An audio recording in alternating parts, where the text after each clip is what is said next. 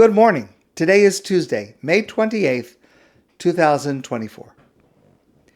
In Bechuko Saitelechu, this week's Torah portion begins. God says to the Jewish people, if you follow my laws, then all good things are going to happen to you. V'nasati gishmechem be'item, I'll give you your rain in your seasons, your lands will be fertile, you'll be secure, everything will be good for you. And then the Torah goes on, V'im lo chukosai tishmoru, but if we do not listen to God's laws, then there follows a long passage of the terrible things, God forbid, that will befall us. And sadly, tragically, all of those things have befallen us at one time or another. But there's a very fundamental and classic question about this entire Torah portion. And that is as follows.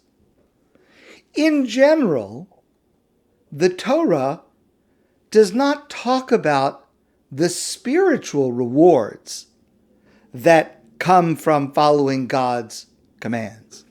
We understand that the true reward for our actions comes after this physical lifetime in Olam Haba, in the world to come. And yet, as clearly as we understand that, we don't really see it anywhere in the Torah. In this week's Torah portion, we don't see anything in terms of the response to our actions from God that is spiritual. It's all material. You'll have enough food, you'll have safety, you'll have lots of children, plenty to eat, plenty of money. It's all material. And especially in light of the famous line in Pirkei Avos, the Ethics of Our Fathers, where our rabbis teach us that we should not serve God like servants who serve in order to get a reward, but rather we should serve God like servants who are not interested in the reward, just because it's the right thing to do. It's a rather childish approach to do what God says and make it transactional. Because you're going to give me this, I'll do that. That's really kind of childish. As we mature, the proper approach should be, I'm going to do what God commands because it's the right thing. Not because I need any reward. Yes, it is true, our rabbis say, and it is a fundamental of our belief that we will be rewarded for every mitzvah. But that should not be the motivation for what I'm doing. I should do it because it's the right thing. I should do it because I want to serve God. So why is it that our Torah portion seems to be very clearly saying, if you do the mitzvahs, you're going to be rewarded with these material things right here in this world? And the opposite is as well. That doesn't seem to be the correct agreement that we have. There's another way to look at this Torah portion. Dr. Abraham Twerski points this out, among others. He says that don't think of this portion as we read it, the things that are promised to us if we keep God's commands, and then the things that are promised that are going to happen to us if, God forbid, we do not keep God's commands.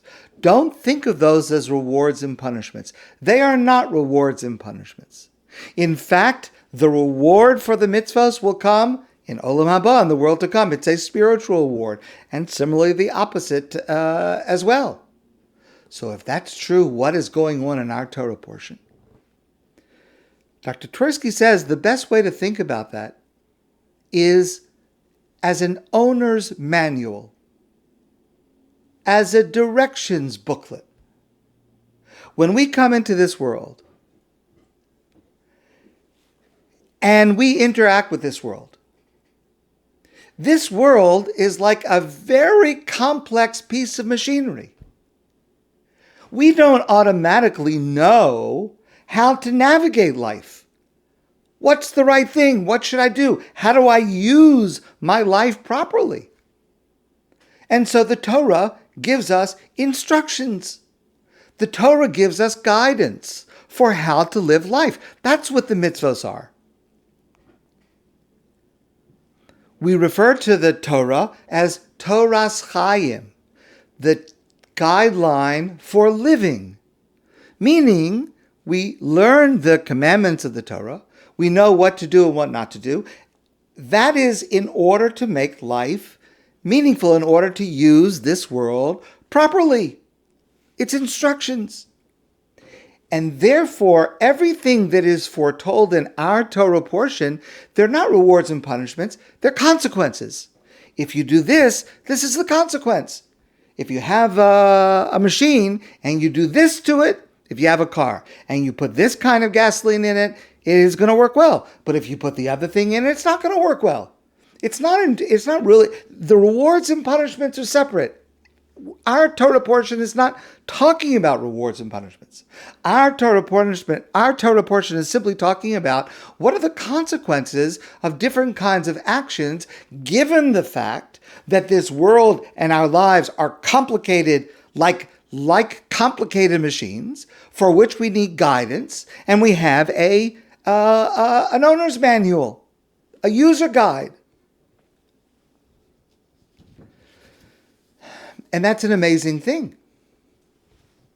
Because when we think about it in these terms, we recognize that we have the privilege to be able to have some insight into what life is all about. Because the truth is, there is no guidance. No one is born with an idea of how to live justly or morally. No one becomes a parent knowing, how to raise children necessarily. For most people, it's on-the-job training. But we have this amazing gift. God has given us an instruction manual to be able to figure out how to use it. That's what this Torah's portion is telling us. I want to share with you an amazing story, beautiful story. So I've quoted before, there was a great rabbi. His name was Rabbi Yechezkel Levenstein. He taught in Europe, and then later in life he came to Israel, and he lived in his later years with his wife in Bnei Brak, right near Tel Aviv in Israel. And this was in the 1950s. Very early. Bnei Brak was a very small, really kind of a primitive place at that time. Bnei Brak, Rabbi Levenstein was once speaking to a group of students, and he held up in front of them, this must have been like in the 1960s, let's say, he held up in front of them a food processor. And he said to his students, from here you see that the Torah that we have comes directly from God. His students had no idea of what he was talking about. So he told them the following story. In the 1960s in Bnei Brak, it was not common for many people to have a food processor. So one day, Rabbi Levenstein came home and he saw that his wife was crying. So he said to her, "What's wrong? What happened?" And she said, "Well, we received this gift. It was a big box. And I have no idea of what it is. I've never seen such a machine. I don't know what to do with it. I received it. It looks like it's expensive. It looks like it's a great gift, but I don't even know what it is, much less how to use it." So Rabbi Levenstein said to his wife, "Don't worry. Let's find the instruction manual, because if it came in a box, it's a new item, it will have instructions." Well, they had to go find the box they'd already thrown away. They looked inside for the booklet with the instructions. They looked at the instructions, and his wife started to cry again. And he says, "So now why are you crying?" And she says, "Because I don't understand it. The instructions were written in English." And she didn't understand English. She didn't speak English. She spoke Yiddish. She spoke maybe Hebrew, but she didn't understand Yiddish. So now she has an instruction booklet that's going to tell her what this is and how to use it, and she can't use it. She can't utilize it. So she starts crying again. So Rabbi Levenstein said to her, hold on.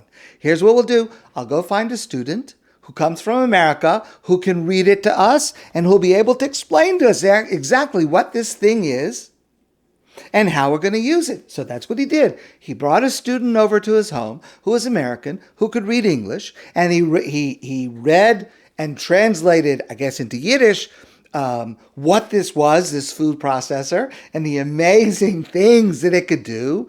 And his wife was so overjoyed. She was dancing with joy at this new contraption that could do all kinds of things, to slice and to chop and to all kinds of things she could do now with this amazing machine. And Rabbi Levenstein told this story to his students. And he said to them, this is exactly the celebration of receiving the Torah at Mount Sinai. The joy of receiving from God a user manual for this world, guidelines in how to be able to navigate life. It's so confusing.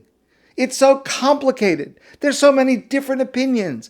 But wow, it's amazing. God directly spoke to us and gave us the guidelines. Incredible. Taking away our doubt, taking away our uncertainty. Oh, of course, yes, there's plenty of doubt and uncertainty left. But at least in terms of the commandments, we know what to do and we know what not to do.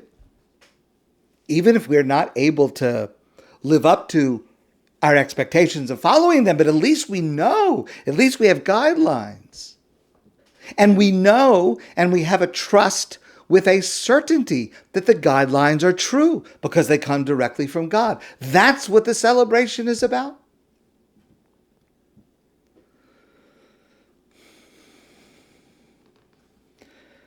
The holiday of Shavuot is in just under 2 weeks. It's a great celebration. And it's exactly this celebration of what is being described in our parsha of Bechukosai. We have guidelines. We are able to learn the consequences of our actions. If we do this, this is what's going to happen. And if we do that, that's what's going to happen. If you turn this button, this happens. If you turn that button, that happens.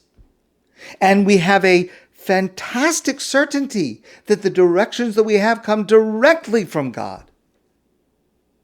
And we have trust in the generations of rabbis and scholars that have explained it to us and applied it to all kinds of situations in our lives. This is the joy and celebration of Shavuos. And in these last 2 weeks, we should think about this. We should think about the content of the celebration we will have when we again receive the Torah at Sinai, when we receive the owner's manual, the user's manual for this world, the Torah's Chayim, the Torah that teaches us how to live and navigate life. And that is what our Torah portion, Bechukosai, is teaching us. Not the rewards and punishments. That's separate. This is the instruction manual for how to make it meaningful, purposeful, and to live with a sense of mission. My friends, I wish you a great day, and I look forward to seeing you soon in person.